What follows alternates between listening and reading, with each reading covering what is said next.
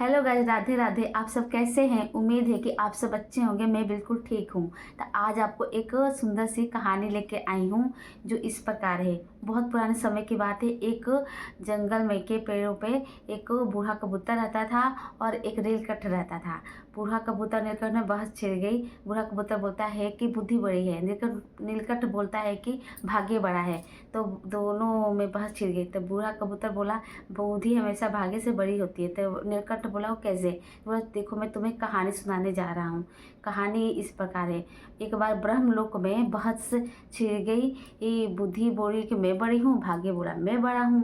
तो दोनों बहस छिड़ गई। तो इसके लिए सब देवता कहने लगे देखो कौन बड़ा है। तो उसकी परीक्षा लेने के लिए दोनों धरती पे आए। धरती पे आए तो उन्हें एक चरवाहा मिला। वो बहुत ही बीमार था। उसके पास खाने पीने के भी ज़्यादा कुछ नहीं थे। वो चरवाहा था, उसकी माँ थी, दोनों थे। तो बुद्धि बोली देखो ये चरवाहा है, ये अगर मैं चाहूँ तो इसे बुद्धि दे के इसकी ज़िंदगी अच्छी कर सकती हूँ। भाग्य बोला तुम क्या करोगी? मैं तो अपने भाग्य से उसका भाग्य बदल दूंगा और उसे राजा सम्राट बना दूंगा। तो बोले देखते हैं। तो बोला ठीक है देखते हैं। तो भाग्य और बुद्धि दोनों बहस करने लगे और भाग्य बोला बुद्धि बोला ठीक है मैं इसका बुद्धि ले लेती हूँ और तुम इसे बनाओ सम्राट, देखते हैं। तो उसने बोला ठीक है। तो बुद्धि ने उससे बुद्धि ले लिया। अब चरवाहा के पास दिमाग ही नहीं था, कुछ भी नहीं था, उसके माँ के पास भी नहीं था। तो दोनों ऐसे जंगल में लकड़ियाँ काटते थे और आते थे और उनकी दो बकरियाँ थी, बकरियाँ चराते थे। तो फिर इस तरह उनकी ज़िंदगी कटने लगी। तो भाग्य ने सोचा क्यों नहीं इसे अमीर बनाने के लिए करूं वो कुछ उपाय। तो उसने जंगल में उसके घर सामने ही एक सोने का जूता रख दिया। तो फिर वो रास्ते में आ रहा था तो उसे सोने का जूता मिला। तो फिर उसने उसको देख के बहुत खुश क्या हुआ, ऐसे ही उसने पहन लिया क्योंकि उसके पास बुद्धि था ही नहीं। तो उसको पहन लिया। तो फिर वो रास्ते में चलने लग गया। ऐसे पहनते पहनते उसके बहुत दिन बीत गए। तो ऐसे रास्ते में जा रहा था अपनी बकरियों को चराते हुए। तो उधर से एक व्यापारी आता हुआ दिखाई दिया। व्यापारी था, वो बहुत ही होशियार था। उसने सोचा कि इसके इतना गरीब सा है दिख रहा है और इसके पैरों में इतना बड़ा सोने का जूता है, ये तो बहुत ही कीमती बहुत जूता लग रहा है। तो उसके पास गया, बोला हो चला है, सुन तेरे पैरों में इतना प्यारा और सुंदर जूता कैसे है? तो बोला मुझे तो ऐसे ही है, कहता पहनता हूँ, ये तो बहुत दिन से पहन, टूट भी नहीं रहा है। तो बोला ठीक है, तू इसे बेचेगा? तो बोला हाँ बेच दूंगा। तो बोला कितना लेगा? तो उसने बोला क्या लूँगा, एक बोरी अनाज दे देना। तो बोला ये तो ऐसे ही है, इसको तो पता ही नहीं है अनाज देना, इसके बिल में कितने सारे धन दौलत मिल सकते हैं। बोला ठीक है, एक बोरी अनाज तो उसने उसे दे दिया। तो फिर इस तरह चरवाहा अपने घर आया, अनाज से अपना खाना पका खाने लग गया। तो इस तरह उसकी ज़िंदगी बीतने लगी। वो भी खुश था कि मेरे पास अनाज आ गया है। तो व्यापारी था, उसको सोने का जूता मिला था। सोचा क्यों ना सोने के जूते को दे, वो राजा के पास दे के और बहुत ही इनाम ले लूँ। तो गया सोने के जूते को राजा के पास ले गया। तो राजा बहुत ही देख के खुश हुआ, बोला ये जूता तो बहुत ही कीमती है। तो फिर उसने ये जूते को क्या किया, अपने राज्य में रख लिया और उससे को बहुत सारे इनाम दिया। तो इनाम दिया तो फिर इस तरह वो अपने जो व्यापारी था रास्ते में आ गया। तो भाग्य बुद्धि बोली देखो भाग्य तुम्हारा से कुछ नहीं होगा। उसने जूते दे दिए, फिर उसने पहचाना नहीं क्या है क्या नहीं। तो इस तरह बुद्धि बड़ी है। बोले कैसे, अभी मैं हारा नहीं हूँ, तुम कैसे बड़ी हो सकती हो? तो ठीक है। तो इससे दिन बीत गए। तो उसने भाग्य ने सोचा क्यों ना इसको हीरे का ही जूता दूँ और भी कीमती जूता दूँ। तो उसने इसी तरह उसके रास्ते में एक जूता और रख दिया। तो चरवाहा आता गया तो उसने देखा ये तो और चमक ऐसी जूता है, इसको पहन लिया। तो फिर पहनते पहनते चलने लग गया। तो उसी रास्ते से व्यापारी एक दिन फिर आया। तो उसने देखा इसके पैरों में तो और कीमती जूता है। तो बहुत खुश हुआ। तो बोला ये जूता देगा तो मुझे? तो बोला ये जूता तो नहीं दे पाऊँगा, हाँ दूंगा। बोला ले दे दूंगा जूता है तुम्हें लेकिन उस मेरे को ना इसके बदले मुझे चने की बोरी चाहिए, क्योंकि चने की बोरी मुझे चाहिए क्योंकि महंगा होता है ना थोड़ा सा। तो उसने थोड़ा सा तो है कि चने की बोरी वो ले लिया और व्यापारी ने उसे दे दिया जूता। उसने व्यापारी अपने पास रख लिया जूते को। तो फिर इसी तरह वो चरवाहा अपने घर आया, बहुत खुश हुआ।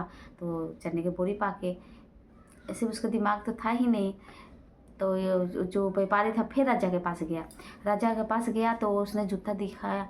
तो बोला राजा, इसका कितना कीमती कीमती जूता मिलता है। तो उसने पूछा, तुझे ये सब जूते कहाँ से मिलते हैं?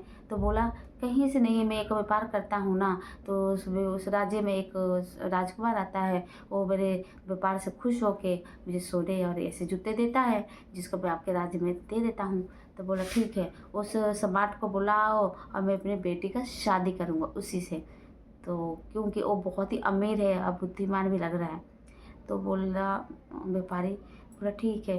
पर व्यापारी तो डरा हुआ था और रास्ते में आते हुए सोचता गया, मैं क्या करूँ, ये तो जूते मैं कहीं और से लेके आता हूँ, वो चरवाहे से, तो मैं कैसे उसको अथी करूँ, कैसे उसको वो अच्छा करूँगा, वो कैसे मनाऊँगा, वो तो इतना गरीब है। तो इस तरह वो आया सोचते सोचते, तो उसके व्यापारी के गाड़ी में बहुत सारे सामान पड़े हुए थे। तो भाग्य ने सोचा, क्यों ना इस व्यापारी का ही भाग्य बदल दूं। उस व्यापारी ने जितना सामान पड़ा था उसके गाड़ी में, जो बैलगाड़ी होता था, उसमें बहुत सारे हीरे चांदी सोने से भर दिया।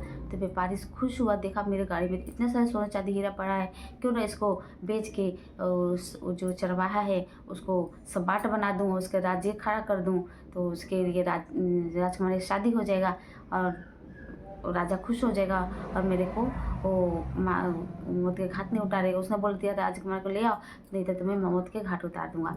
तो इस तरह उसने मजबूर हो गया। तो क्या चरवाहे के पास देखा तो दोनों माँ बेटे ऐसे पड़े हुए थे। तो बोला,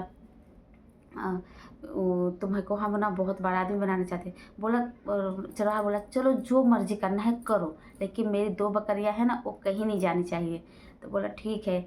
वो बोला, कैसा है, इसको तो हम राजा बनाना चाहते हैं बकरियों के पीछे। तो चलो कोई ना, इसको रहने दो, इसको बकरिया को छोड़ देता हूँ।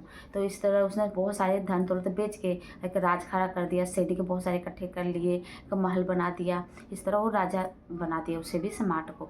तो फिर इस तरह वो बन गया। फिर उसको राजा को पास उस सम्राट चरवाहे को सम्राट बना के ले गया। तो जो राजा था वो खुश हो गया चरवाहे को देख के। चरवाहे नहीं था, वो तो राजकुमार बन गया था। तो फिर इस तरह खुश हो गया। तो राजा उसको इनाम देने के लिए सोचा। तो इनाम क्या देता, उसने तो बोल रखा था अपनी बेटी का शादी, राजकुमारी की शादी उससे करेंगे। तो उसने राजकुमारी की शादी ही उससे कर दिया। पर उसने बोला, हाँ, वो चरवाहे इसको व्यापारी ने, देखो तुम्हारा तो हमने ज़िंदगी बदल दिया, देखो तुम्हें हमें धन दौलत दे दी है, कल तुम्हारी शादी है।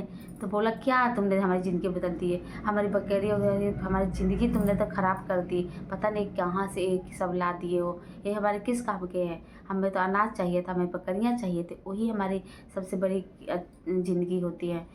तो हमारी ज़िंदगी तुमने तो ख़राब ही की, उसको तो कल था ही नहीं चरवाहे को। जैसे बोलने लग गया। तो फिर दूसरी शादी हो थी। तो फिर वो गया अपन राजमहल में राजा से शादी की बेटी से शादी करने के लिए। तो फिर गया तो उसकी शादी भी हो गई। तो उसको क्या पता शादी क्या होता है क्या नहीं।